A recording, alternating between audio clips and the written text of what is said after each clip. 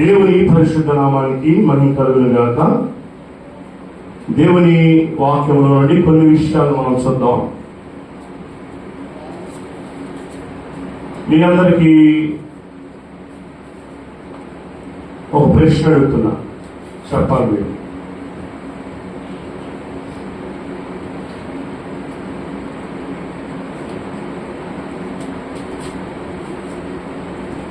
ప్రశ్న: ఆత్మీయ పోరాటమా లేదా ఆహ్లాదిస్తామా? ఆత్మీయ పోరాటమా లేదా ఆకలి పోరాటమా? ఆత్మీయ పోరాటమా ఆకలి పోరాటమా? ఆత్మీయ పోరాటమా లేదా ఆట స్థలమా? ఇప్పుడు సహజంగా మిమ్మల్ని తీసుకుని ఒక పాకిస్తాన్ బోర్డర్లో పెట్టారనుకోండి. పాకిస్తాన్ బోర్డర్లో పెడితే నువ్వు రిలాక్స్గా తిరుగుతావు, అటు ఇటు ప్రశాంతంగా కూల్గా, ఇంట్లో బెడ్రూమ్లో తిరిగినట్లుగా చాలా కూల్గా తిరుగుతావా పాకిస్తాన్ బోర్డర్లో పెడితే? ఎందుకని ప్రశాంతంగా లేవు. ఇటు నుంచి ఏ బుల్లెట్ వస్తుందో, ఇటు నుంచి ఏం బాంబు పేరిద్దో తెలియదు. అదేనా?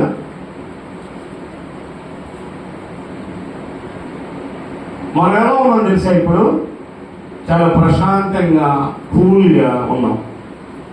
మనం యుద్ధ రంగంలో ఉన్నామని తెలుసా మీకు? యుద్ధ రంగంలో ఉన్నాం. ఎక్కడున్నాం? We are on battlefield. యుద్ధ రంగంలో ఉన్నాం. మనం యుద్ధం చేయాలి. ఏం చేయాలి? అదేనా? ఇప్పుడు మనం చేయాల్సిన పని ఏంటంటే రెండు చేయొచ్చు. ఒకటి యుద్ధం చేయటమా లేదా పారిపోవటమా? యుద్ధం చేయటమా లేదా పారిపోవటమా? ఇప్పుడు మిమ్మల్ని తీసుకుని ఆ బోర్డర్లో పెడితే మీరు రెండు పనులు చేయాలి. ఏం చేయాలి? ఒకటి యుద్ధంలో చేయటం, లేదంటే పారిపోవటం. లేకపోతే ఏమైంది? చచ్చిపోతాం. ప్రమాదం. ఎక్కించి ఏ బుల్లెట్ వచ్చిందో, ఎక్కించి ఏ బాంబు పేరుతో తెలియదు. కనుక అక్కడ ఉన్నప్పుడు ఎలా ఉంటామో ఇక్కడున్నప్పుడు కూడా అలాగే ఉండాలి. మనం యుద్ధ భూమిలో ఉన్నాం. ఎక్కడున్నాం? యుద్ధ భూమిలో ఉన్నాం. ఇది ఆత్మీయ పోరాటం. ఏంటిది? ఇది ఆత్మీయ పోరాటం. అందుకని ఒక ఆయన పాట కూడా పడాడు, పోరాటం ఆత్మీయ పోరాటం, చివరి శ్వాస వరకు పోరాటం ఆగదు, సాగిపోచున్నాను, సిలువను మోసుకొని నా గమ్యస్థానానికి. ఏంటిది? ఆత్మీయ పోరాటం. యుద్ధ భూమిలో మనము ఉన్నాం. చాలా మందికి తెలియదు మనం యుద్ధ భూమిలో ఉన్నాం, మనం యుద్ధం చేస్తున్నాము, మనకు ఒక ఆత్మీయ పోరాటం ఉంది. అది తెలియకనే మనం ఏం చేస్తుంటాం? అప్పుడప్పుడు వచ్చి ఆ సమస్య వచ్చింది, ఈ సమస్య వచ్చింది, ఆ దెబ్బ తగిలింది, ఈ దెబ్బ తగిలింది. యుద్ధ రంగంలో పరిగెత్తు ఉన్నప్పుడు ముళ్ళు గుచ్చుకుంటే గుచ్చుకోవాలి. ముళ్ళు గుచ్చుకుంటే వచ్చి చెప్పాడు అనుకో, మనం ఏమంటామని? ముళ్ళ హింసలు ఉంటాయి. ముళ్ళలో, పొలంలో, రాళ్ళలో, గచ్చపల్లో పరిగెత్తాలి యుద్ధ రంగంలో. ఇది ఆత్మీయ పోరాటం. ఈరోజు మీరు తెలుసుకోవాల్సింది ఏంటంటే, మనకు ప్రతిరోజు పోరాటం ఉంటుంది. ప్రతిరోజు పోరాటం ఉంటుంది. మనం యుద్ధ భూమిలో ఉన్నాము. అయితే ఇక్కడ మనము చూడాల్సినటువంటి విషయం ఏంటంటే, అందుకనే దేవుడు వాక్యం తెలియజేస్తుంది. ఎఫెసీయులకు రాసిన పత్రికలో మాట అంటాడు, ఎఫెసీ రాసిన పత్రికలో మాట అంటాడు. ఏమంటాడు? మనం పోరాడున్నది శరీరంతో కాదు గాని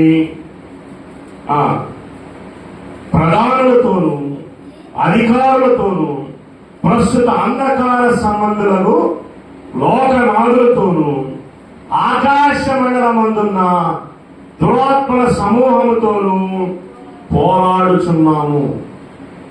ఎవరు పోరాడుతున్నామంట? మనం పోరాడినది శరీరులతో కాదు గాని ప్రధానులతోనూ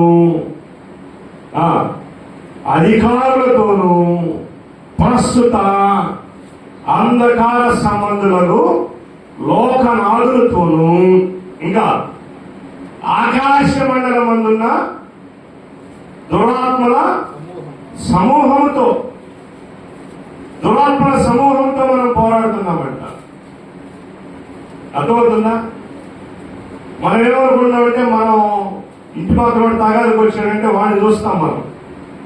కానీ వాక్యం ఏం చెప్తుందంటే మనం పోరాడున్నది ఎవరితో అంట?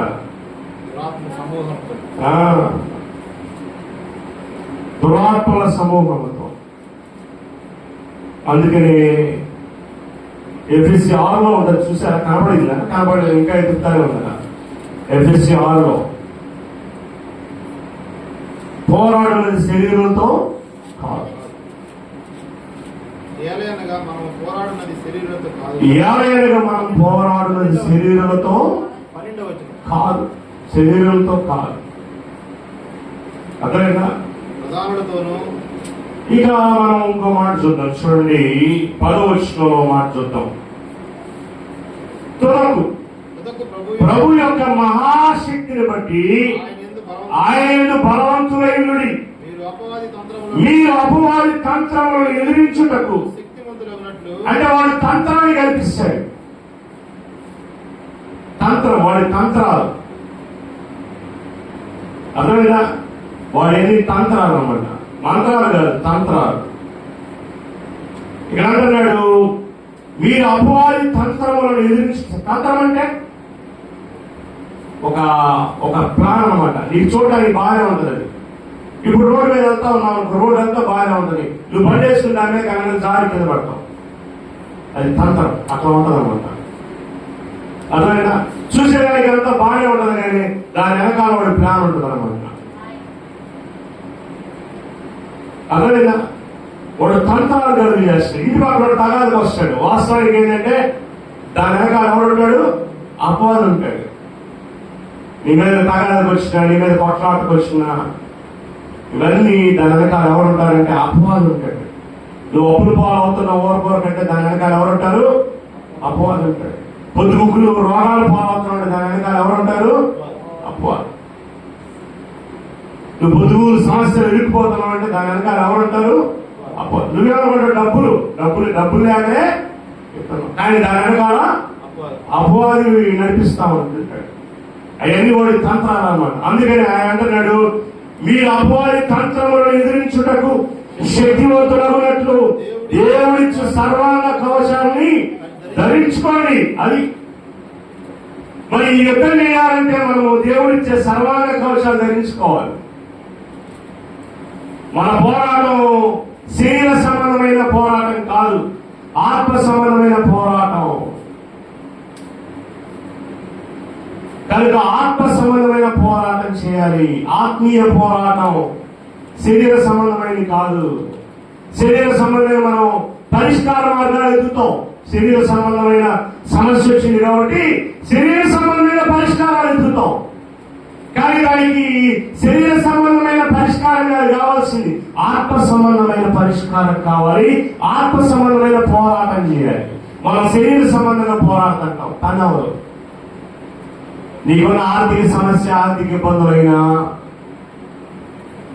లేదంటే నీ కుటుంబ పరిస్థితులైనా, నీ పిల్లల సమస్య అయినా, అది ఏ సమస్య అయినా సరే దాని వెనక ఆత్మీయ పోరాటం చేయాలి, శరీర పోరాటం కాదు. అర్థమైందా? చెప్పండి. Change your battle ground. Change your battle ground. Change your battle ground. నీ యుద్ధ రంగ స్థలాన్ని మార్చండి. ఏంటి? యుద్ధ రంగ స్థలాన్ని మార్చండి. ఇప్పుడు ఎగ్జాంపుల్ చెప్తాను, మీకు బాగా అర్థమైంది. ఇప్పుడు ఒక పాము ఉందనుకో, లావుగో, దాని మీద పోరాటం చేయడానికి ఒక గద్ద వచ్చింది అనుకో. ఆ గద్ద ఏం చేస్తుందంటే ఎలా ఫైట్ చేస్తుంది? భూమి మీద చేస్తా, గాల్లో చేస్తుందా? ఎందుకు పోరాటం పైన. ఎందుకు? దానికి బలం అంతా ఎక్కడ ఉండిద్దంటే ఆకాశంలో ఉండిద్ది. ఆకాశం అంటే ఎగురుతో ఫైట్ చేయగలుగుతుంది. పాము నేలమే చేయగలదు. అందుకని ఏం చేస్తుందంటే గద్ద ముందు దాన్ని తగిలించుకుని ఆకాశంలో తీసుకెళ్తాడు. ఇంకా అదేం చేయలేదు. ఇంకా అర్థమైందా? గద్ద ఆకాశంలో ఎగిరితే అక్కడ దానికి పవర్ వస్తుంది. భూమి మీద పవర్ ఎవరికి? పాముకి భూమి మీద పవర్. అందుకని ఏం చేస్తుంది? ఇక్కడ నుంచి తీసుకునేది పైన ఫైటింగ్ చేస్తుంది అనమాట. అర్థమైందా? మొసలికి ఎక్కడ పట్టుతుంది? నీళ్ళలో బలం. అలాగే నీకు బలము శక్తి రావాల్సిన భూమి మీద నువ్వు ఆత్మలో ఫైట్ చేయాలి, ఆత్మలో పోరాటం చేయాలి. అదేనా? అందుకని దేవుడు ఏమంటున్నాడంటే ఆత్మలో బలాన్ని పొందాలి. అందుకని అంటున్నాడు 11వ వచనంలో, 10వ వచనంలో, తుదకు ప్రభు యొక్క మహాశక్తిని బట్టి ఆయన బలవంతుడైండు. తుదకు ప్రభు యొక్క మహాశక్తిని బట్టి. Finally, my brother, and be strong in the Lord and in the power of His might. మహాశక్తి. నేను ఆల్రెడీ చెప్పాను అంతకుముందు కూడా. It's a dynamite dunamis power. It's explosion power. నువ్వు అడిగి ఊహించడానికంటే అత్యధికమైన శక్తి అది. నువ్వు ఎంత ఊహించుకుంటావు అంత శక్తి కలిగిన దేవుడు. అంటే నువ్వు ఊహించుకున్నంత శక్తిగా పనిచేస్తాడు. నువ్వు అపరిమితంగా ఊహించావంటే అపరిమితమైన శక్తితో పనిచేస్తాడు. స్తోత్రం చెప్పండి. హల్లెలూయా. అపరిమితమైన శక్తి. అందుకే అంటాడు తుదకు ప్రభు యొక్క మహాశక్తిని బట్టి ఆయన యందు బలవంతుడై ఉండుడి. మీరు అపవాది తంత్రములను ఎదిరించుటకు శక్తివంతులవునట్లు దేవుడిచ్చు సర్వాంగ కవచాలని ధరించుకోండి. అందుకంటే put on the whole armor of God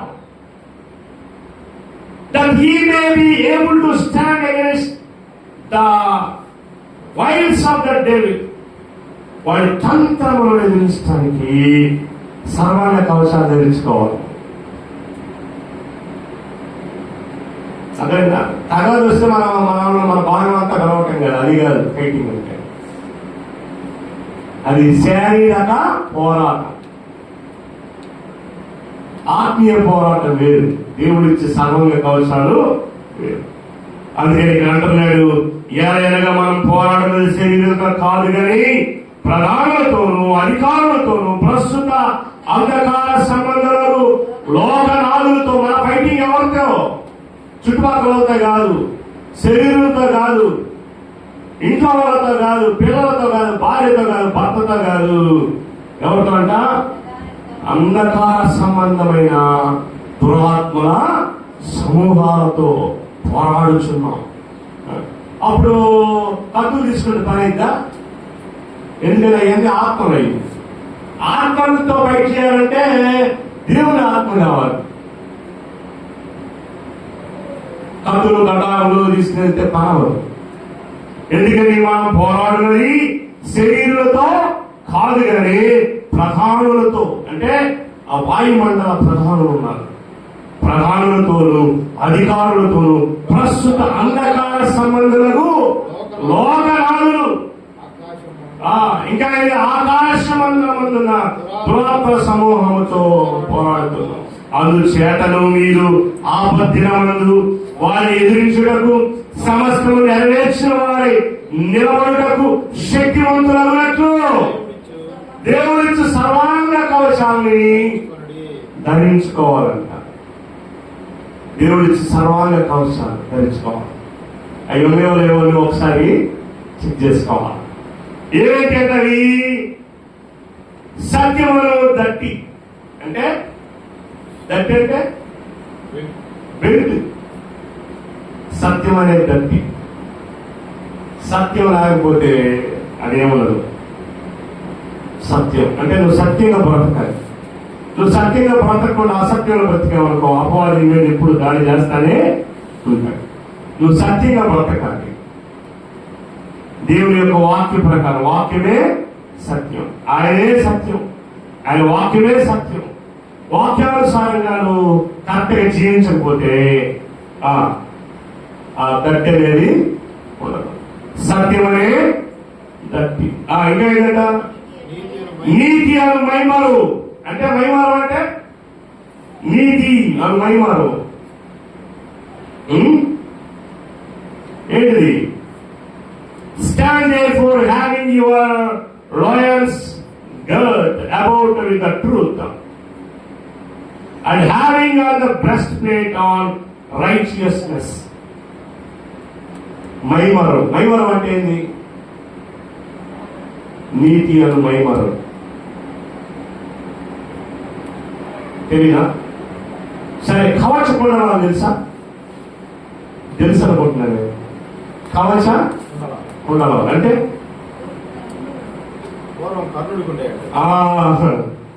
కర్ణుడికి ఉండే కవచ కుండలాలు అంటే నువ్వు కత్తిసిన పొడిచినా అంటే ఏంటి? ఏమన్నారా? కవచ కుండలాలు అంటే బ్రెస్ట్ ప్లేట్ అంటే బుల్లెట్ ప్రూఫ్ జాకెట్. అర్థమైందా? మైమారు అంటే ఏంటంటే బ్రెస్ట్ ప్లేట్. అర్థమైందా? యుద్ధానికి వెళ్ళేవాళ్ళు పూర్వంలో కత్తి ఫైట్లు యుద్ధానికి వెళ్ళేవాళ్ళు ఏం చేసేవాళ్ళంటే ఇక్కడ కట్టుకునేవాళ్ళు ఒక స్టీల్ లాంటి. ఇప్పుడు కత్తులు పోయి ఇప్పుడు ఏమొచ్చినాయి? తుపాకులు వచ్చినాయి. తుపాకులు టిష్యూలు కావాలనే అది లోపల తిక్కకుండా ఏముండాలి? బుల్లెట్ ప్రూఫ్ జాకెట్ ఉండాలి. దాన్ని మైమారం అంటారు. ఏంటంటే ఈ మైమారం ఏంటిది? ఏంటి? బ్రెస్ట్ ప్లేట్ దేవుడు ఇచ్చేది ఏంటిది? దేవుడు ఏమో తయారు చేసి ఇస్తాడా నీకు? తగిలించుకోయ్యా, తగిలించుకుని యుద్ధానికి వెళ్ళయ్యా అంటాడా? ఎందుకని? అది ఇచ్చేవాడు ఎప్పుడు కత్తులతో తుపాకులతో మీరు చంపాలనుకుంటే అది ఇచ్చేవాడు. కానీ మనం పోరాడేది శరీరంతో. అందుకని దేవుడు ఏమిచ్చాడంట? నీతి అనే మహిమలో. నీతి అంటే నేను నీతి లేదనుకో అబ్బాయి గారు తుపాకులు పెట్టి కాలుస్తూ ఉంటాడు, ఒక్కరు పడతా ఉంటుంటే. నీతి లేకపోతే ఇంట్లో ఎప్పుడు శ్రమలే. నీతి ఉండాలి. అందుకని ఏ భక్తుడు ఏం చేసిన ప్రతిరోజు దహనబలి అర్పించి తన ఇంటిని నీతితో కప్పుకున్నాడు, కంచేసుకున్నాడు. యేసుక్రీస్తు రక్తాన్ని మనం ప్రోక్షించుకోవాలి, నీతిగా బ్రతకాలి. ప్రతి దినం మనం ప్రార్థన చేయాలి. ప్రభువా, ఇదిగో నాయన, నా నీతి కాదు నాయన, నీ నీతి నాకు ఇవ్వు నాయన. నీ రక్తంతో నన్ను కడుగు, శుద్ధి చేయి. నీ రక్తపు కంచి నాకు ఉంచు నాయన అని కాపులలో ఉండాలి. ఆయన కాపులలో ఉండాలి, రక్త కోటలో ఉండాలి. నీతి అనే మైమారు ఉండాలి. నీతి లేదనుకో అబ్బాయి నీ కుటుంబంలో ప్రవేశించి నీ కుటుంబాన్ని చిందరవందర చేసి గందరగోళం చేస్తాడు.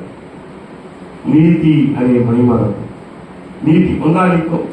ఏ విధంగా? సత్యం అనే దట్టి.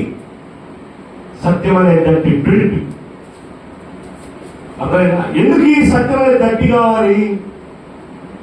ఏమండి, పాత నిబంధనలు చూస్తే వరుసగా అంతటా అతను నడుము కట్టుకుని వెళ్ళాడు. అంటే ఒక పని చేయాలంటే ఆ నడుము కట్టుకునేవాళ్ళంట. అంటే పుర్రులో కట్టుకుని వెళ్తేనే పని.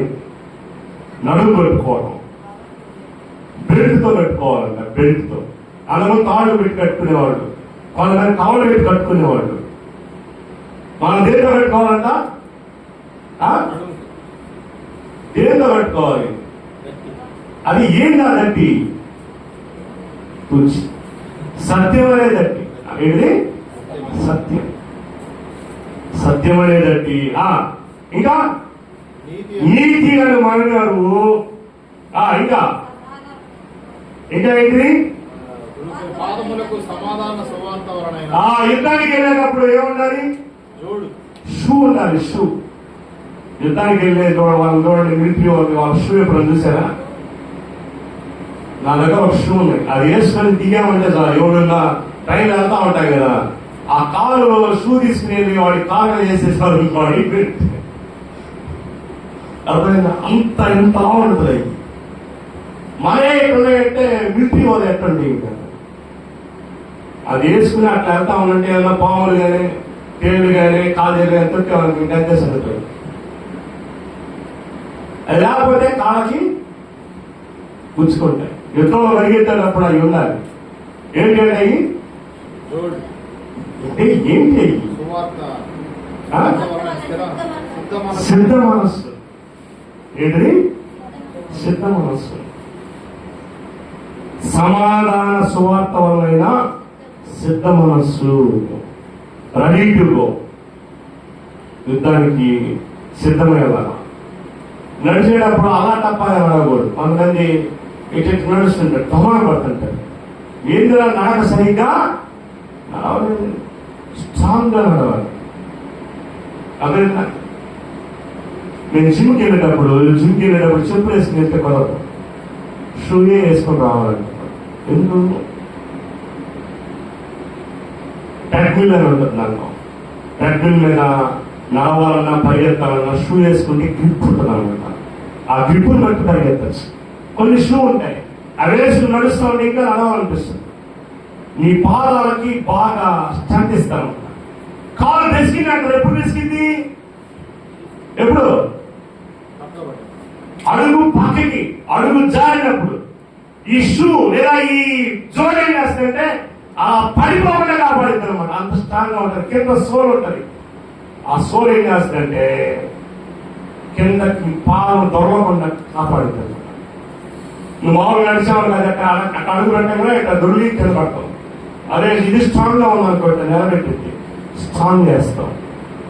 ఏంటంటే సిద్ధ మనస్సు. ఏంటది? సిద్ధ మనస్సు.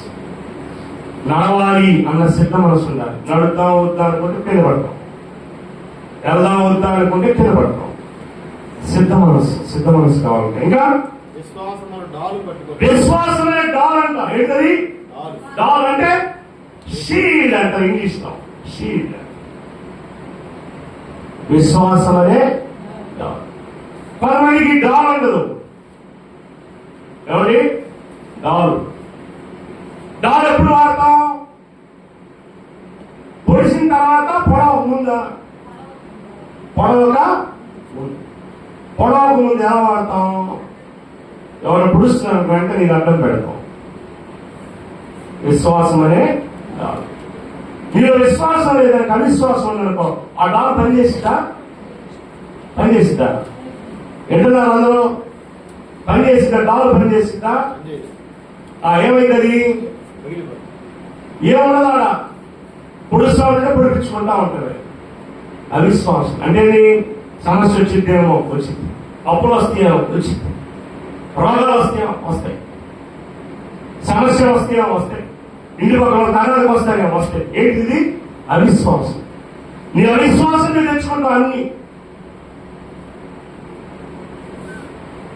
విశ్వాసం అంటే విశ్వాసం అనే డాల్ ఎలా ఉపయోగించాలంటే ఏది నాకు రాదు, ఏ సమస్య రాదు, అప్పులు రావు, అనారోగ్యం పాలవను అనే విశ్వాసం అనే డాలు నువ్వు స్ట్రాంగ్ గా ఉన్నానుకో ఇంకేది కూడా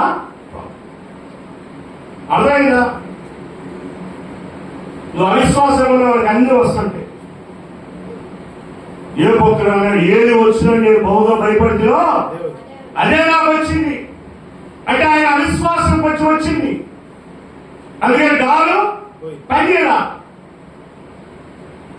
విశ్వాసం అనే డాలు ఎలా ఉపయోగించాలంటే అది రాకముందు కానీ నాకు రాదు. ఎందుకంటే నా దగ్గర డాలు ఉంది, దేవుని కంచె ఉంది, దేవుని కంచెలో ఉన్నాను, ఆయన కాపులలో ఉన్నాను, నేను ఆయన కాపులలో నాకుంది,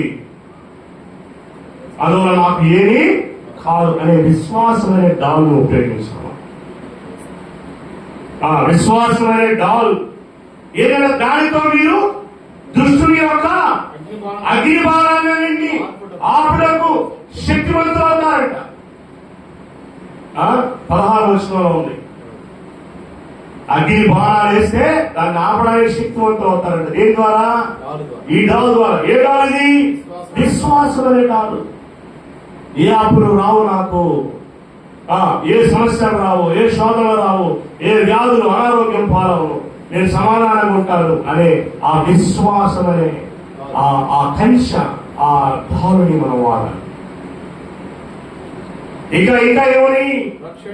మరియు రక్షణ అనే శిరస్థానం. శిరస్థానం అంటే హెల్మెట్. రక్షణ అనే మనకి రక్షణ ఉండదు, ఇంకేముండదు. శిరస్థానం చచ్చిపోవడం. ఇంకా నువ్వు రక్షణ పడిన దేవుని పెట్టమైతే ఆ రక్షణ అనే శిరస్థానం ఉండాలి. శిరస్థానం అదేనా? రక్షణ ఉందా? రక్షణ అనే శిరస్థానం. ఇంకా ఏమైనా దేవుని వాక్యమును ఆత్మకడ్గము. యుద్ధం చేయాలంటే ఏం కావాలి? దేవుని వాక్యం అనే ఆత్మకడ్గం ఉండాలి. ఎన్ని దగ్గర ఉన్నాయి కానీ ఫైట్ చేయడానికి ఏం లేదు, కత్తి లేదనుకో చేయగలవా? యుద్ధం చేయగలవా? సరే ఇవన్నీ వేసుకుంటున్నాం, యుద్ధం చేయకుండా ఉన్నాం, ఏమైంది? వాడు వచ్చేసి మొత్తం ఒకటి తీసేసి కత్తిసులు పొడిచాడు. ఇవన్నీ వేసుకుని ఏం చేయాలి? యుద్ధం చేయాలి. ఏం చేయాలి? యుద్ధం చేయడానికి ఏం కావాలి? ఏం కావాలి? యుద్ధం చేయడానికి ఏం కావాలి? కత్తి కావాలి. ఏంటి? దేవుని వాక్యం ఏం చెప్తుంది? ఏంటంటే కత్తి ఏంటంటే మనకి దేవుని వాక్యమే కత్తి, ఖడ్గం. అందుకని ఆయన అన్నాడు, ఎవరాడు ఆయన? ఎవరాడు దేవుడు? దేవుడు ఏమన్నాడు?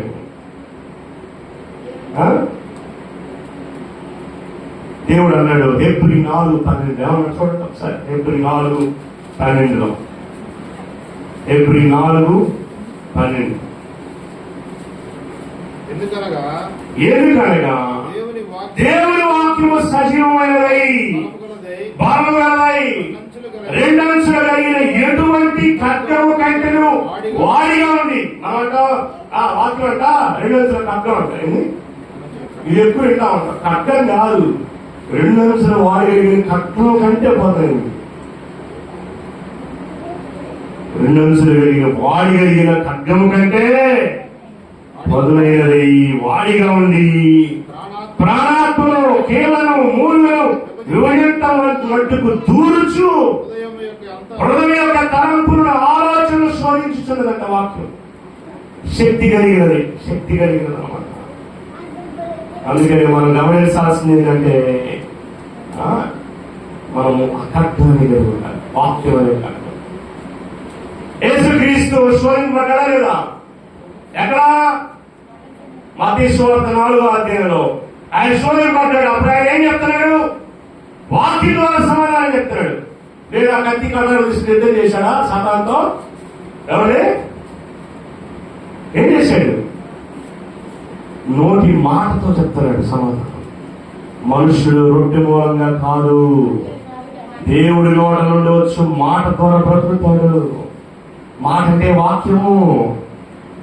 ఇంకా ఏమంటున్నాడు?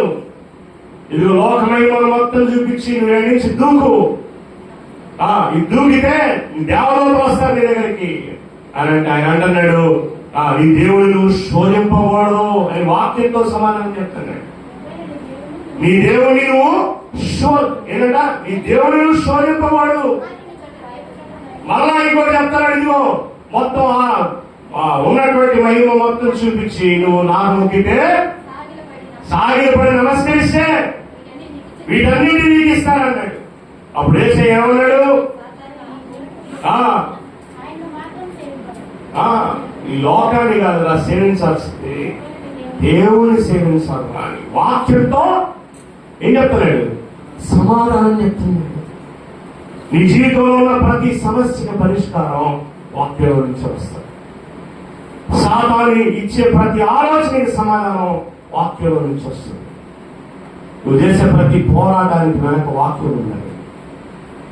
సాతాను తంత్రాలను వెరగాలంటే, దాన్ని గ్రహించాలంటే వాక్యం అనేది నీ జీవితంలో ఉన్నది.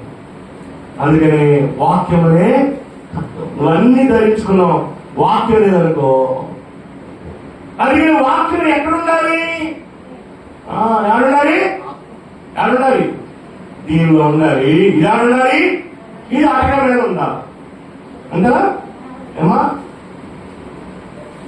చూస్తాం మనకు చూస్తాం వాక్యం ఎక్కడుండాలి? ఎక్కడుండాలి? అడగ మీద ఉండాలా? లేదు పిల్లకాయలు బాగా లేకపోతే ఆ బైబుల్ తీసుకుని వెళ్ళి వాళ్ళ తలకం పెట్టాలా? ఎక్కడుండాలి?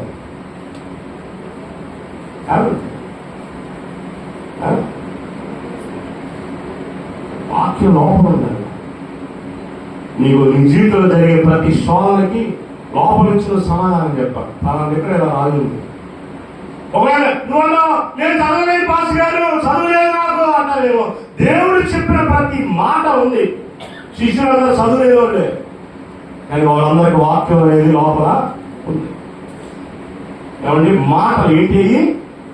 దేవుడి మాటలు. వాక్యం అనగానే నువ్వు ప్రింట్ చేసింది చూస్తాం. ఏది తప్పరే? వాక్యం అనగానే ఏం చూస్తాం మనము? వచ్చేసిన ముద్రలు చూసాయి. ఈ ముద్రలు చూసి నాకు చదువు లేదంట. అది కాదు, దేవుడు చెప్పిన మాట ఇవి. నేనేమనుకోవాలి? వాక్యం అనగానే నా చదువు రాదయ్యా అయిపోయింది.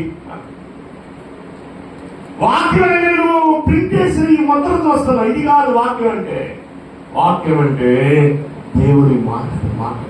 అవి ఇక్కడ రాశారు. అవి కానీ రాసుకోవాల్సిందా?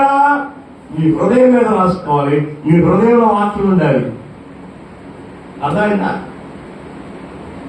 ప్రతి దానిలో రోడ్డు మీద పోతా ఉన్నావు అనుకో, నీ ముందు వాడు పోతా ఉన్నాడు, వాడు డబ్బులు కట్ట జారి కింద పడింది, అన్ని 500 నోట్లు.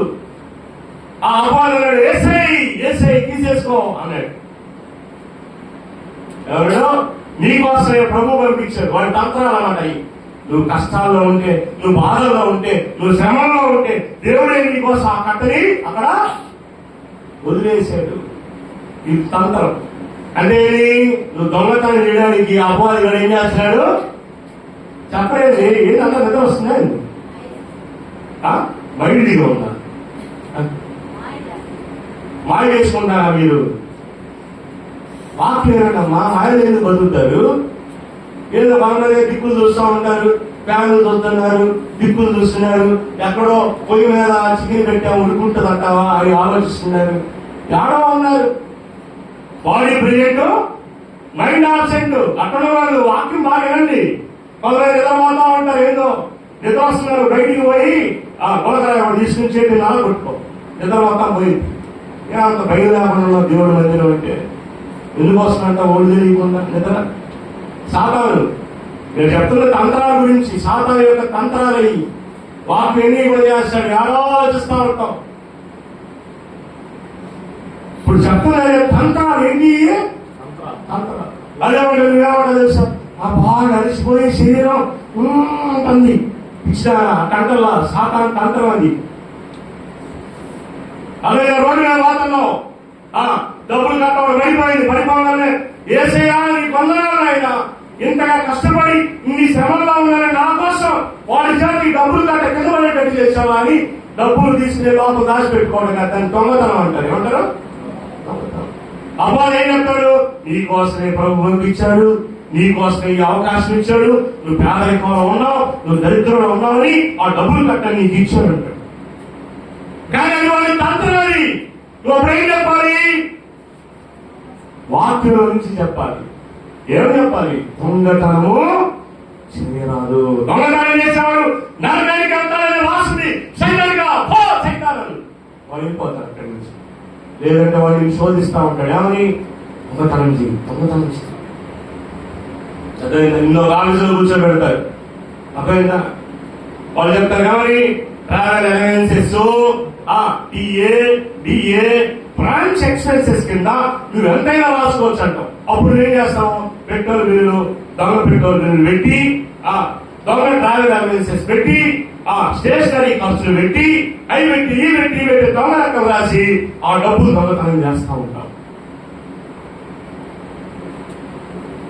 అప్పుడు సాధారణ ఏం చెప్తాడు? ఎంత గొప్ప అవకాశం ఇచ్చాడు చూసావా దేవుడు నీకు, నీ డబ్బులు తీసుకోవడం, నువ్వు ఖర్చులు, నువ్వు అప్పుల్లో ఉన్నావని ఆ అప్పులు తీయటానికే దేవుడు ఈ అవకాశం ఇచ్చాడు, రాసుకో, నీకు ఎన్ని బిల్లులు కావాలంటే రాసుకో. శాంతంగా నన్ను నరకాన్ని తీసుకురావడానికి ప్లాన్ చేసా ఉంటాను. అన్యాయము చేయకుడి అని వాక్యం చెప్తుంది. వాక్యంతో ఈ సమాధానం చెప్పాలి. వాడికి నీకంటే బాగా తెలుసు వాక్యం. వాడు ఏసే దగ్గరకే వచ్చి వాక్యం చెప్తున్నాడు. ఎవరి నువ్వు కిందకు దూకితే దేవదూతలు నీ పాదములకు రాయి తగలకుండా కాపాడుతాను ఉంది కదా అంటే సైతాన్ అదే వాక్యం చెప్తుందిరా. నీ దేవుడిని నువ్వు శోధించకూడదని చెప్తుందిరా. సైతాన్ నీకు నువ్వుగా దూకి నన్ను కాపాడు దేవా అనంతరా అని అంటుందిరా వాక్యం. అర్థమైందా? ఇశ్రాయేలు ప్రజలు తమ దారిని అంతా ఉన్నారు. ఎర్ర సముద్రం వచ్చింది, దాని దేవుడు కాపాడాడు.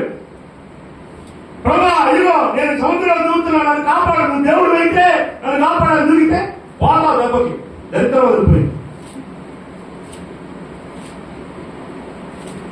దీన్ని శోధించకూడదంటారు.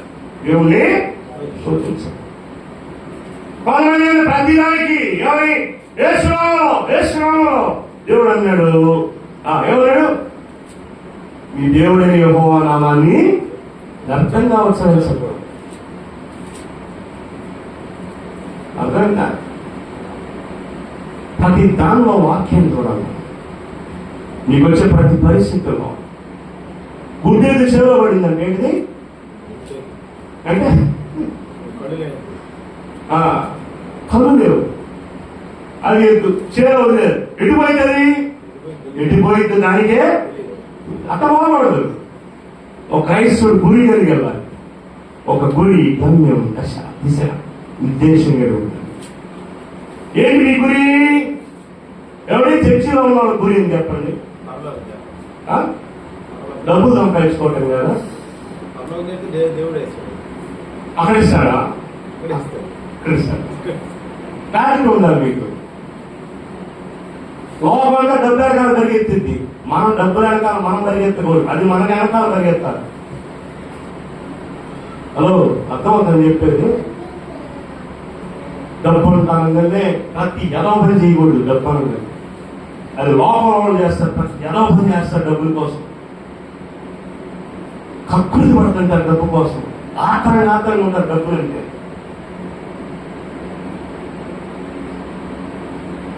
ప్రశ్నించుకోవాలి. నీ దేవుడు దేవుడా లేదా డబ్బా? దేవుడు అన్నాడు, ఒకడు సిరికి నీ దేవునికి దాసుడిగా ఉన్నాడు. నువ్వు దేవునికి దాసుడివా, డబ్బుకు దాసుడివా? You must check your life style, otherwise దేవుని అపవాది తంత్రాలు చిక్కుకుంటావు. అర్థమైనా? చాలా చాలా ఉంటాయి. అర్థమైనా? నిన్ను మోసం చేయడానికి, నిన్ను అది చేయడానికి, ఇచ్చేయడానికి చాలా ఉంటాయి. వాటిని గ్రహించాలి. అది దేవుడు ఇచ్చిందా కాదా, దేవుడి ద్వారా వచ్చిందా కాదా, లేదంటే ఆ తంత్రాలను చిక్కుంటాం. వాక్యం ప్రతిదానికి సమాధానం చెప్పింది. అందుకని అంటున్నాడు ఇంకా ఏదైనా ఆత్మను వాక్యముల ఆత్మ ఖడ్గమును ధరించుకోండి. ప్రశ్న ఆత్మ వలన ప్రతి సమయమునందును ప్రతి విధమైన ప్రార్థనను విజ్ఞాపన చేయొచ్చు. ప్రేయర్ అన్నీ ఉన్నాయి. అదైనా కత్తులు ఉన్నాయి, కటారులు ఉన్నాయి, సెక్యూరిటీ అన్నీ ఉన్నాయి. కానీ ప్రార్థన లేదనుకో ఇంకేమన్నా. అందుకే ఆత్మ వలన ప్రతి సమయమందు ప్రతి విధమైన ప్రార్థనను విజ్ఞాపన చేయొచ్చు. ఆ విషయమై సమస్త పరిశుద్ధుల నిమిత్తములు సంపూర్ణమైన పట్టుదలతో విజ్ఞాపన చేయొచ్చు. నాకు మెలకువగా ఉండుడి. ఎందుకంటే మనం పోరాడుతున్న శరీరులతో ఆత్మ సంబంధమైన సమూహం. అందుకని అక్కడ 2వ కొరింథీయుల మాట చూడండి. 2వ కొరింథీ 10:3-4 వచనం. For now we walk in the flesh, we do not war after the flesh. మేము శరీరమై నడుచుకొనుచున్నాను. విన్నారా? మేము శరీరమై నడుచుకుంటున్నాను. మేము శరీర ప్రకార యుద్ధము చేయము. ఏం చెప్పాడు? చెప్పడం మేము శరీరమై నడుచుకున్నాను, శరీర ప్రకారము యుద్ధం చేయం. అది ఎలా చేస్తారంటే మా యుద్ధోపకరణములు శరీర సంబంధమైనవి కావు, దేవుని ఎదుట దుర్గములు పరద్రోయ జాలినంత బలముగా ఉన్నవి. మన యుద్ధోపకరణాలు ఏంటంటే శరీర సంబంధమైనవి. అందుకని అంటాడు, for the weapons of our warfare are not carnal but mighty through God to the pulling down the strongholds. శక్తి కలిగిన మేము శరీర ప్రకారము శరీరదారులమై నడుచుకొనుచున్నాను. మేము శరీర ప్రకారము యుద్ధము శరీర ప్రకారం యుద్ధం చేయము. ఎందుకంటే మా యుద్ధోపకరణాలు శరీర సంబంధమైనవి కావు, కానీ దేవుని ఎదుట దుర్గములను పడద్రోయజాలినంత శక్తి కలిగిందంట. అందుకని ఎఫెసీ 3:20 అంటాడు మాట చూడండి. ఎఫెసీ 3:20 మనలో కార్యసాధకమైన తన శక్తి చొప్పున మనము అడిగి ఊహించువాటన్నిటికంటే అత్యధికముగా చేయ శక్తి కలిగిన దేవునికి. అడిగి ఊహించువాటన్నిటికంటే అంటే నీకు రిజల్ట్ సరిగా రావట్లా అంటే ఏది? ప్రార్థన చేస్తున్నావు, భక్తి చేస్తున్నావు, ఫలితాలు తక్కువగా వస్తున్నాయి అంటే ఏంటి అర్థం? ఏమండి? ఫలితాలు తక్కువగా వస్తున్నాయి అంటే దాని అర్థం ఏంటి? యుద్ధం సరిగా చేయట్లేదు అంటే దేవుడు చెప్పిన రీతిగా యుద్ధం చేయట్లా, అందుకని ఫలితాలు రావట్లా. నువ్వు శరీర సంబంధంగా యుద్ధం చేస్తున్నావు, ఆత్మ సంబంధంగా యుద్ధం చేస్తే నీ ఫలితాలు బాగా వస్తాయి. అంటే నీ ప్లే గ్రౌండ్ మార్చాలి, నువ్వు బ్యాటిల్ ఫీల్డ్ మార్చాలి. నువ్వు భూమి మీద యుద్ధం చేయకూడదు. ఎక్కడ చేయాలి యుద్ధం? ఎక్కడ చేయాలి? ఎక్కడ చేయాలి? ఎక్కడ చేయాలి యుద్ధం? భూమి మీద యుద్ధం చేయకూడదు. ఎక్కడ చేయాలి? గౌరవంలో చేయాలి. నేను ఇంటర్మీడియట్ చదువుకునే రోజుల్లో ఒక ఆయన అడ్వర్టైజ్మెంట్ చెప్పావు, సినిమా అడ్వర్టైజ్మెంట్. ఏ సినిమా అడ్వర్టైజ్మెంట్ అంటే ఫైటింగ్ సినిమా గురించి. ఆయన ఏం చెప్తాడంటే, అవి మామూలు పరీక్షలు కావు, గాల్లో ఎగురుకుంటూ చేసే పరీక్షలు, మనోళ్ళు కాదులే, కోతోళ్ళు, అమెరికా వాళ్ళు, వాళ్ళ పరీక్షలు అవి అని చెప్పేవాడు ఆయన అడ్వర్టైజ్మెంట్. కనుగోలు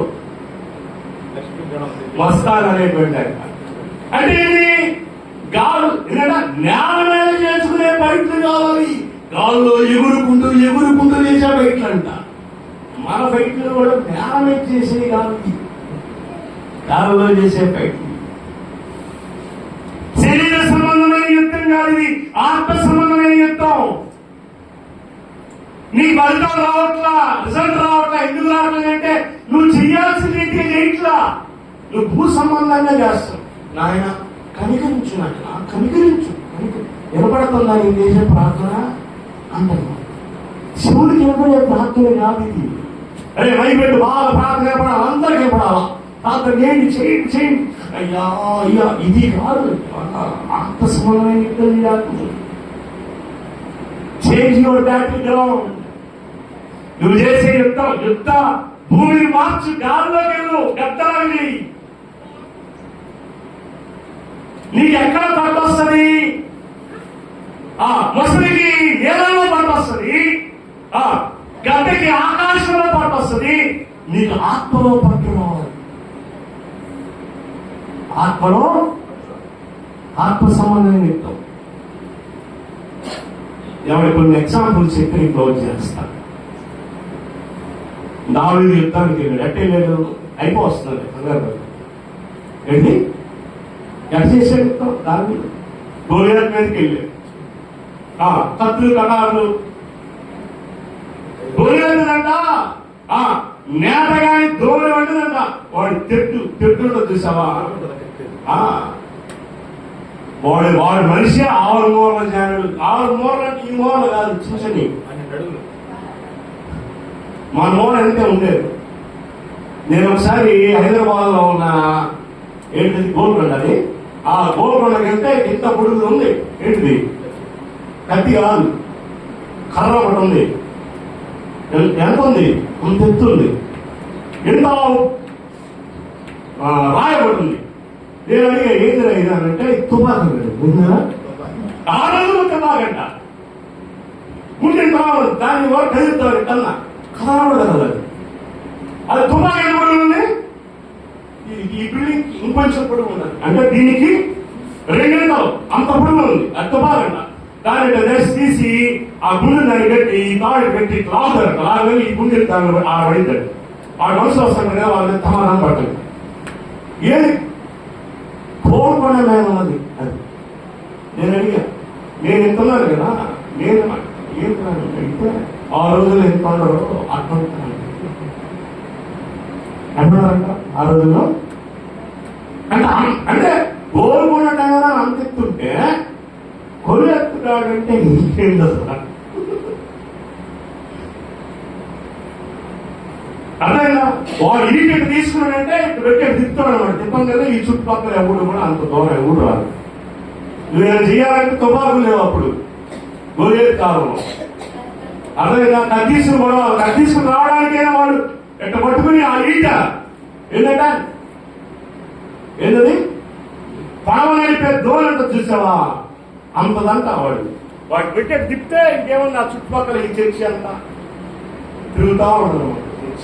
ఇంకా ఎక్కువే ఉంటుంది. ఎలా వెళ్ళాడు?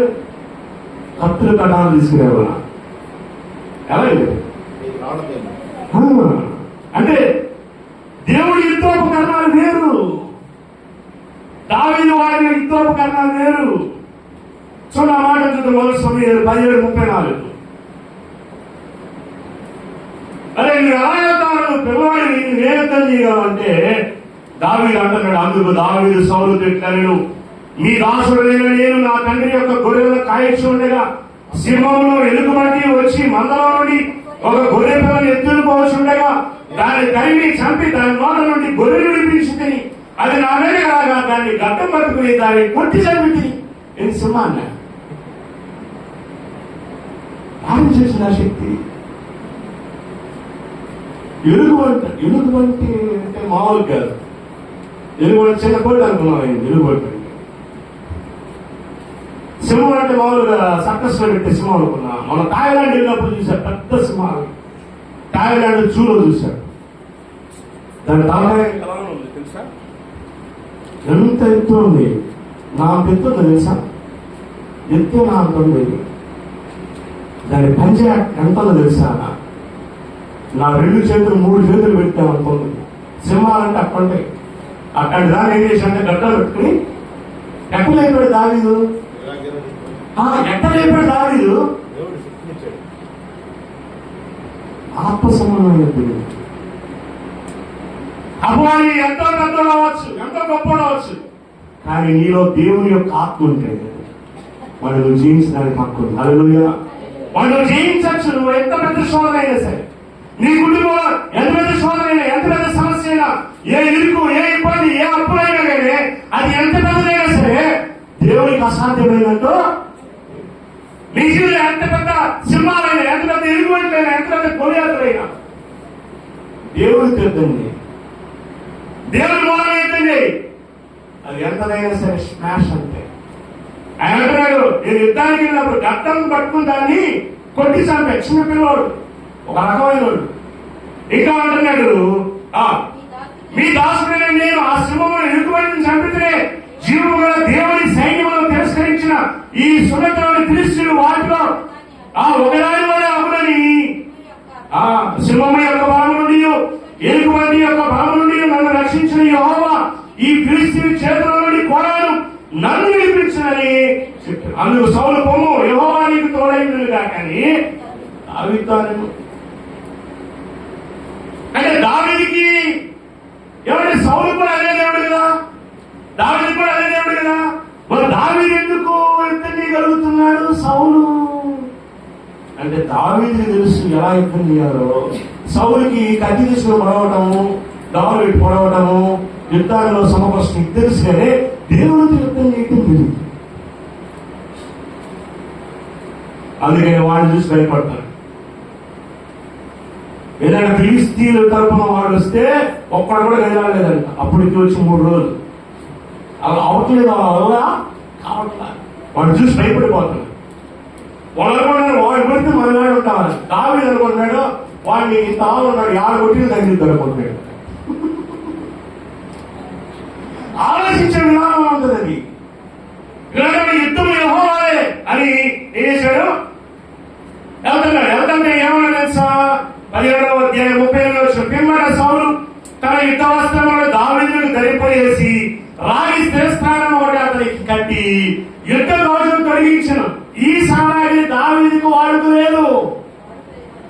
ఎందుకనంటే దావీదు చేసేది ఆత్మ సంబంధమైన యుద్ధం. శరీర సంబంధమైన యుద్ధం అయితే దాడులు కావాలి, కత్తులు కావాలి, కటారులు కావాలి. దావీదు చేసిన ఆత్మ సంబంధమైన యుద్ధం. అందుకని అంటున్నాడు, ఇది నాకు వాడుకోలేదు. సౌలు నువ్వు చేసేది ఇదే యుద్ధం నాకు తెలుసు. నీకు కత్తి కావాలి, డాలు కావాలి, శాస్త్రాలు కావాలి, నాకు ఇవన్నీ అవసరం లేదు. వీటితో నేను ఎవరైనా చెప్పాను. ఏం చేశాడు? తాను తొడిగిన వాటిపైన కత్తి కట్టుకుని వెళ్ళ దగ్గరికి కలిగింది లేదు చూసుకునే తర్వాత దావీదు నాకు వాడుకోలేదు, వీటితో నేను వెళ్ళలేని సహోదరి వాడిని తీసి పడేసి 40వ వచనం తన కర్ర చేత పట్టుకుని 7 లోయల నుండి 5 నున్నర రాళ్ళను ఏర్పరచుకుని తన యుద్ధంలో చిక్కములో ఉంచుకుని వలసల చేత పట్టుకుని ఆ ఫిలిష్తీయుల చేరుకు పోయాడు.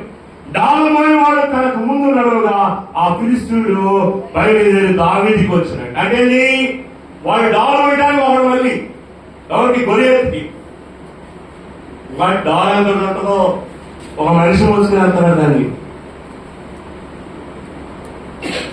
అప్పుడు చూడు, అప్పుడు ఏమంటున్నాడు? ఫిలిష్తీయుని చుట్టూ పారదూచి దావీదుని కనుగొని అతడు బాలుడై ఎర్రని వాడును రూపసి అయి ఉండడ చూచి అతన్ని తృణీకరించాను. బాలుడు అంటే బాలుడు. ఫిలిష్తీయుడు కర్ర తీసుకుని నీవు నా మీదకి వస్తున్నావే, నేనేమన్నా కుక్కనా అని దావీదుతో చెప్పి తన దేవతల పేరట దావీదు చెప్పించను. అప్పుడు అక్కడ నా దగ్గర కారణం నీ మాంసం ఆకాశ పక్షులకు భూమృగాలకు ఇచ్చివేతున్న ఈ ఫిలిష్తీయుడు దావీదుతో అనగా, దావీదు నీవు కత్తియో ఈటియో బల్యమును ధరించుకుని నా మీదకి వచ్చుచున్నావు. అయితే ఏంటా? అయితే నువ్వు కత్తులు కడాలు తీసుకుని వస్తున్నావు. అయితే నీవు తిరస్కరించిన ఇశ్రాయేలీయుల సైన్యముల అధిపతి యెహోవా పేరట నేను నీ మీదకి వచ్చుచున్నాను. స్తోత్రం చెప్పండి. Hallelujah. I came in the name of the lord. నేను వస్తుంది ఎవరి పేరట తెలుసా? యెహోవా పేరట. సైన్యముల అధిపతి యెహోవా. యుద్ధం కాదు. ఎవరికి యుద్ధాలు చేయాలి మనం? ఆత్మ సంబంధమైన ఈ వాటిని జనాలు కాదు, బొమ్మని కాదు. మీరెత్తు ఆత్మ సంబంధమైన యుద్ధం ఏంటి? జనాల మీద పోయే యుద్ధం కాదు. నీ కుటుంబంలో ఉన్న అప్పు మీద యుద్ధం చేయి, నీ కుటుంబంలో ఉన్న పేదరికం మీద యుద్ధం చేయి, నీ కుటుంబంలో ఉన్న అసమాధానం మీద యుద్ధం చేయి, నీ ఇంట్లో ఉన్న విగ్రహాల మీద యుద్ధం చేయి, నీ భర్త నీ పిల్లలు మాట దాని మీద యుద్ధం చేయి. ఎట్లాగా కథ తీసుకుని బయటికి వెళ్ళాలి కాదు. పైరులోకి వచ్చిన మోకాలు వేసి అంటున్నాడు ఆయన, మా యుద్ధోపకరణాలు శరీర సంబంధమైనవి కావు, ఆత్మ సంబంధమైనవి. వాటిని సాతాను దుర్గాలను సైతం పడగొట్టేటువంటి శక్తి కలిగి అంట, కోటలు సైతం పడగొట్టేట. నువ్వు మోకాలు వేస్తే దేవుడి సిద్ధాలన్నీ అట్టే ఉంటాయి. అర్థమైందా? ఎరుగో గోడలు ఏం చేశారు? తీసుకుని పొడిచారా? స్తోత్రం చెప్తా తిరుగుతా ఉన్నారు. ఎరుగో గోడలు పడిపోయి. అది యుద్ధం, ఆత్మ సంబంధమైన యుద్ధం మనం చేసేది. ఇక్కడ ఏం జరిగింది? చూడండి, అయితే నీవు తిరస్కరించిన ఇశ్రాయేలు సైన్యములకు అప్పుడు అంటున్నాడు 47వ వచనం ఏమని? అప్పుడు యెహోవా కత్తి చేతను ఈటె చేతను రక్షించువాడని రక్షించువాడు కాడని ఈ దండు వారందరూ తెలుసుకుందరు. యుద్ధం యెహోవాదే, ఆయన మిమ్మల్ని మా చేతికి అప్పగించాలని చెప్పాను. ఆ ఫిలిష్తీయుడు లేచి దావీదుని కలిటెకై అతను ఎదురుగా పోగా దావీదు వాడిని ఎదుర్కొన్నట్టు సైన్యం తట్టుగా పరిగెత్తుకుపోయి తన సంచిలో చేసి అందులో నుండి రాయి తీసి వడిసెల విసిరి ఆ ఫిలిష్తీయుని నుదుటి మీద ఆ రాయి వాడి నుదురు చొచ్చినందున వాడు నేలను బోర్లా పడాడు. ఎట్ట పడ్డాడంట? నేలను బోర్ల పడ్డాడు. ఎవరు ఇట్టించి పడితే ఎప్పుడాలా అది పడాలి. వాడు ముందు పడ్డాడు ఏంటంటే వెనకరించేవారు. ఆ తర్వాత ఏం జరిగింది? దావీదు ఫిలిష్తీయుని కంటే బలాఢ్యుడై ఖడ్గము లేక వడిసెలతోనూ రాతితోనూ ఆ ఫిలిష్తీయుని కొట్టి చంపారు. వాడు బోర్ల పడగా దావీదు పరిగెత్తులు పోయి ఫిలిష్తీయుని మీద నిలుచుండి, ఏంటంటే అంటే వాడు చూశారు ఎంత ఎత్తున్నాడు. వాడు అదొక రాయిలాగా వాడు దావీదు పైకి కూర్చున్నాడట. వాడి మీదకెక్కి నిలుచుండి వారి కత్తి వలదూసి దానితో వారిని చంపి వారి తాను వేశారు. ఫిలిష్తీయులు తమ సూర్యుడు చచ్చుట చూచి పారిపోయింది. స్తోత్రం చెప్పండి.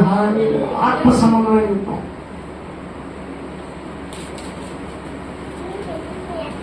ఇంకోటి చూద్దాం. 2వ దినవృత్తాంతాలు 20వ అధ్యాయం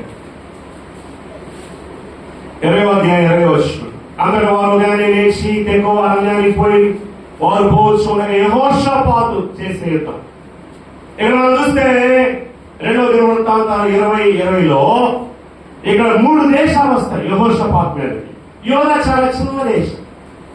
అప్పుడు యెహోషాపాతు ప్రార్థన చేస్తారు దేవుని దగ్గరికి, అయ్యా మా చిన్న దేశం యోధా దేశం, వచ్చేవాళ్ళు కొంత సర్వద్దు లేట్ వచ్చేవాళ్ళు 3 దేశాలు, వాళ్ళు మనం తట్టుకోలేమే అని భయపడతాడు యెహోషాపాతు.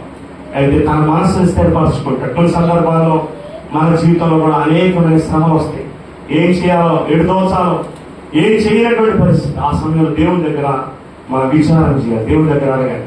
యెహోషాపాతు కూడా అలాగే వెళ్ళి దేవుని సన్నిధిలో మనసు స్థిరపరచుకుని ఉపవాస ప్రార్థన చేశాడు. ఆ దేశం ఉపవాస ప్రార్థన చేశాడు. ఉపవాసాన్ని పెట్టి ప్రార్థన చేస్తామంటే అప్పుడు దేవుడు ఒక హెచ్చరిక చేశాడు. ఏమనంటే చూడండి ఏం చెప్పాడు.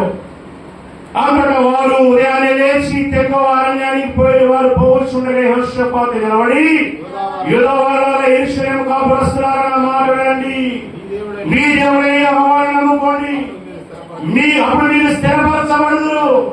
ఆయన ప్రవక్తను నమ్ముకోండి, అప్పుడు మీరు కృతార్థులు అవుతారంట. దేవుణ్ణి, ఆయన యొక్క సేవకుని నమ్ముకోవాలి. ఆయన సేవకుల్లో దేవుని యొక్క ఆశీర్వాదం. తర్వాత అంటున్నాడు, ఏమంటున్నాడు? ఆయన హెచ్చరిక చేసిన తర్వాత యెహోవాను స్తుతించడానికి గాయకుని ఏర్పరిచి ఏమని యుద్ధం చేసేటప్పుడు ఏమన్నా సింగర్స్ అవసరమా? మా యుద్ధోపకరణాలు చెప్పండి అందరూ, మా యుద్ధోపకరణాలు శరీర సంబంధమైనవి కావు, ఆత్మ సంబంధమైనవి. వీళ్ళు యుద్ధానికి అంత ఏం తీసుకెళ్తున్నారు? తంబుర సితారం తీసుకెళ్తారు. ఏదంటే ఏం చేస్తారు చూడండి, వారు పరిశుద్ధ ఏంటంట యెహోవాను స్తుతించుటకు గాయకులను ఏర్పరిచి, ఏంటంట పాట పాడేవాళ్ళంట.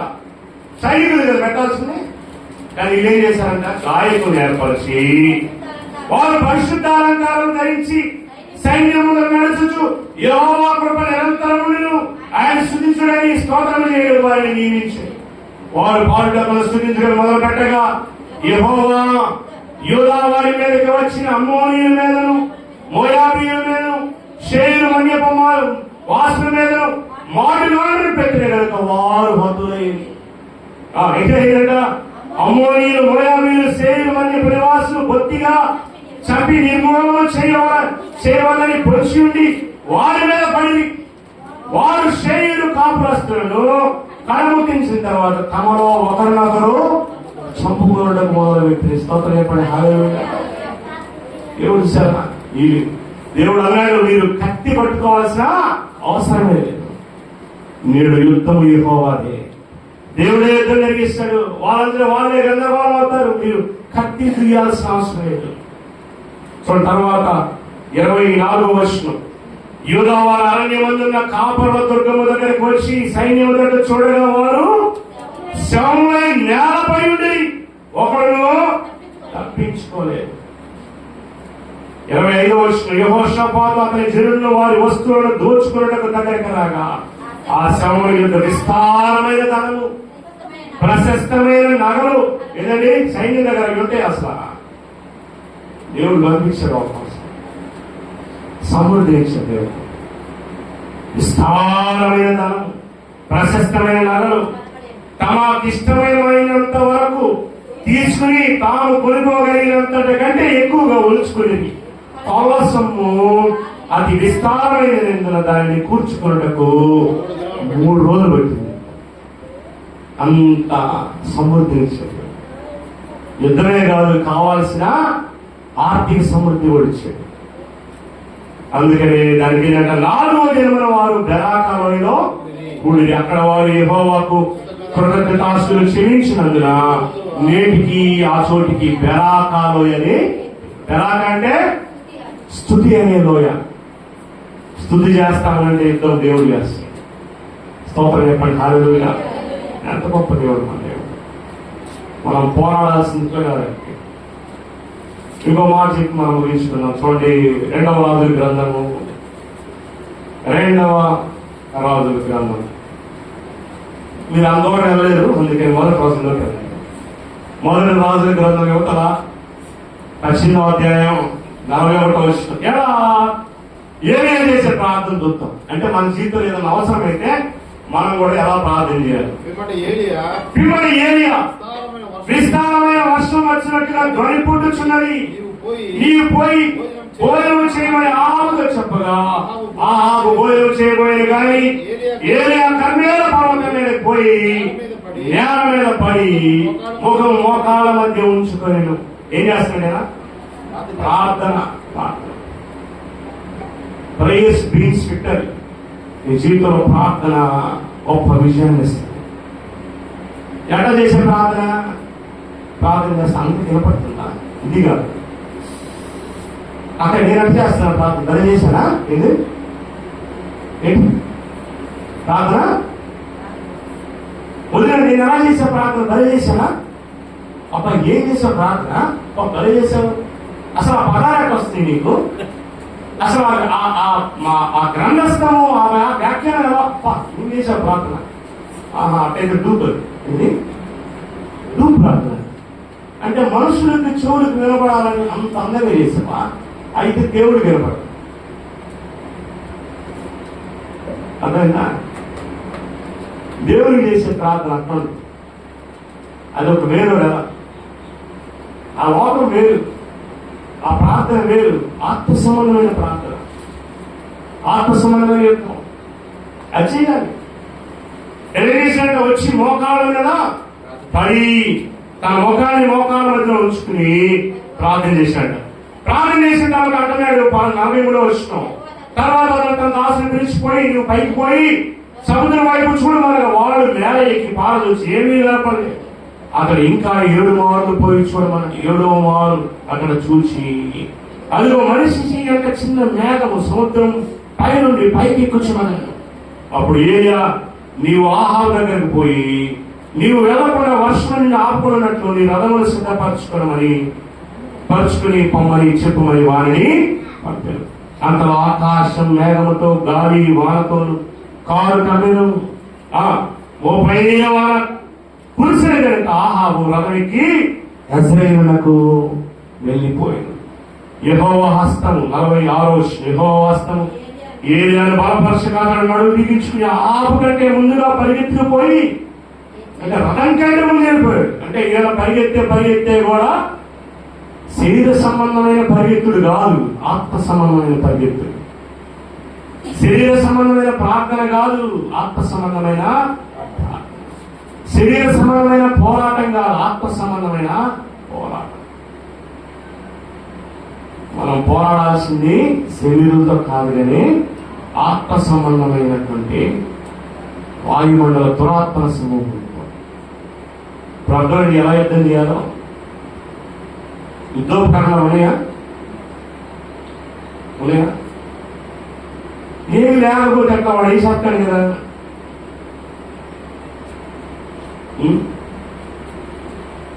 కనీసం ముళ్ళు రుచుకోకుండా చెప్పులుగా ఉన్నాయా?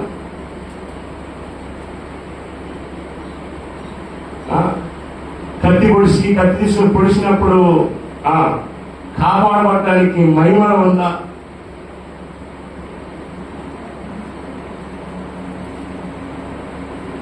ఉందా? యుద్ధం చేయడానికి కత్తి ఉందా? శిరస్త్రాణం ఉందా? రక్షణ అనే శిరస్త్రాణం, సత్యం అనేదట్టి, నీతి అనే మహిమరం,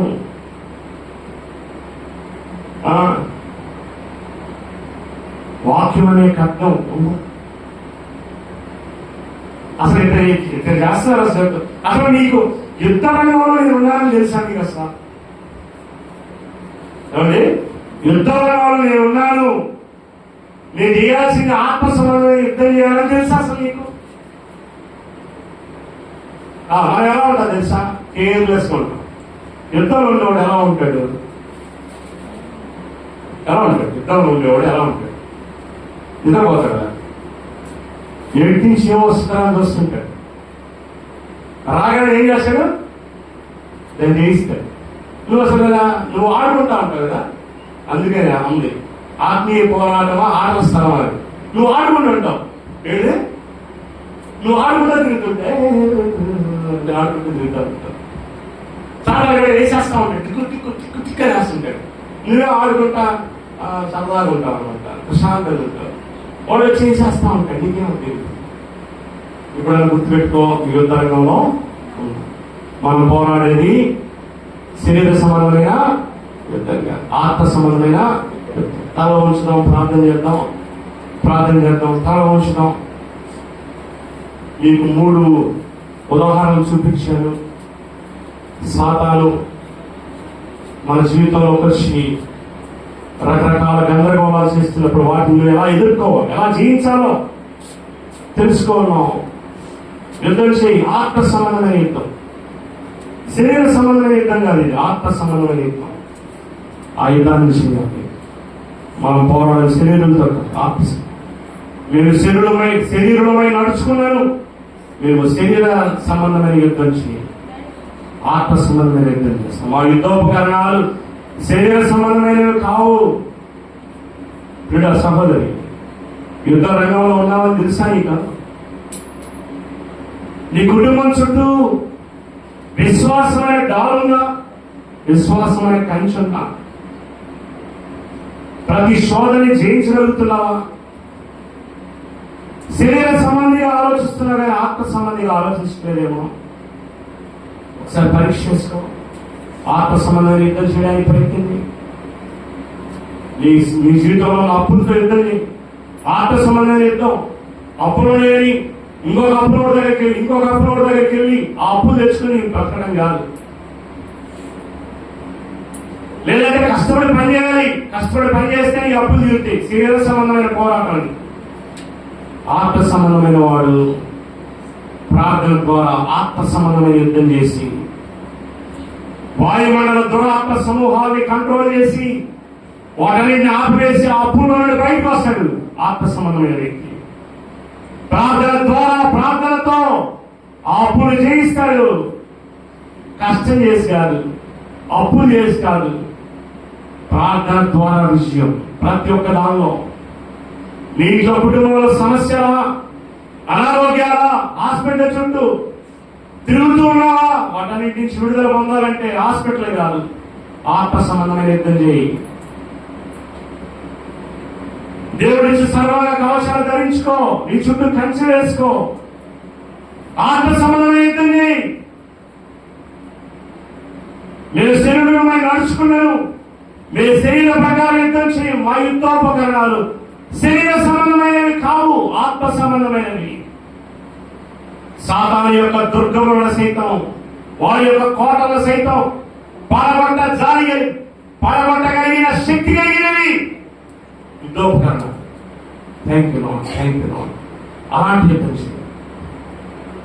ఈ వాక్యాన్ని తీసుకో. ఈ రోజు నుంచి ఆత్మ సంబంధమైన యుద్ధం చేయి. ఇంట్లో ఉన్న అప్పుల మీద యుద్ధం చేయి, ఇంట్లో ఉన్న సమస్యల మీద యుద్ధం చేయి, రోగాల మీద యుద్ధం చేయి, అన్నిటి మీద యుద్ధం చేయి. ఆత్మ సంబంధమైన యుద్ధం ప్రయత్నం చేయి, పోరాటం చేయి. ఆత్మీయ పోరాటం ఇది. పరిశుద్ధుడు ప్రేమ కలిగిన తండ్రి, నీకు వందనాలు, స్తోత్రం. ఈ రోజు ఈ వాక్యాన్ని ఎంతమంది అయితే విన్నారు, వారి జీవితాల్లో ఆత్మ సంబంధమైన యుద్ధం చేయడానికి సహాయం చేయండి. శరీర సంబంధమైన యుద్ధం కాదు, ఆత్మ సంబంధమైన యుద్ధం, ఆత్మీయ పోరాటం. అయినా మేము పాపంలో పడిపోకుండా, శోధనలో పడకుండా, కీడులో పడకుండా తప్పించుకోవాలంటే ఈ యుద్ధోపకరణాలు మేము ధరించి ఉండాలి. లేదా పాపంలో పడిపోతాం. శరీరంలో రకరకాల ఆలోచనలు, రకరకాల తలంపులు, వాటన్నిటినీ జయించాలంటే ఆత్మ సంబంధమైన పోరాటం మాకు కావాలి. ఆత్మ సంబంధమైన యుద్ధం చేయాలి, ఆత్మలో జయం పొందాలి. యుద్ధోపకరణాలు ధరించుకోవాలి. ఇవి లేకపోతే అపవాది మమ్మల్ని ఈజీగా జయిస్తాడు. ఏదో ఒక పాపంలో పడేస్తాడు, ఏదో ఒక శోధనలో, ఏదో ఒక పాపంలో పడేసి వాడు నరకానికి లాక్కెళ్తాడు. అలా నరకానికి లాక్కెళ్ళిపోకుండా ఉండాలంటే మేము ఆత్మ సంబంధమైన యుద్ధం చేయాలి, యుద్ధోపకరణాలు ధరించుకోవాలి. సత్యం అనే గట్టి, నీతి అనే మైమరు, సమాధానం అనేటువంటి సిద్ధ మనస్సు అనే జోడి, ఆత్మ వలన వాక్యం అనే ఖడ్గము, విశ్వాసం అనే డాలు, రక్షణ అనే శిరస్థానం, ఇవన్నీ ధరించుకుని సిద్ధంగా ఉండాలి. ఆత్మ సంబంధమైన యుద్ధం చేసి ప్రతి వాటిని జయించాలని నువ్వు తెలియజేస్తూ ఉండగా ఆ ప్రకారం మేము జీవించడానికి కావాల్సిన కృప నిర్దేశించండి. ఆత్మదేవానికి స్తోత్రం. ఇక్కడున్న ప్రతి ఒక్కరిని నీ ఆత్మ వశంలోకి తీసుకుని వారు ప్రార్థనలో ఆత్మ సంబంధమైన యుద్ధం చేసి ప్రతి దాన్ని జయించడానికి సహాయం దయచేయమని ఈ వాక్యాన్ని విన్న ప్రతి ఒక్క బిడ్డని దీవించి ఆశ్రయించమని పొందండి. యేసు క్రీస్తు శ్రేష్టమైన నామములో అడిగి వేడుకొంచున్నాము తండ్రి. అలాగే ఆమేన్. అలాగే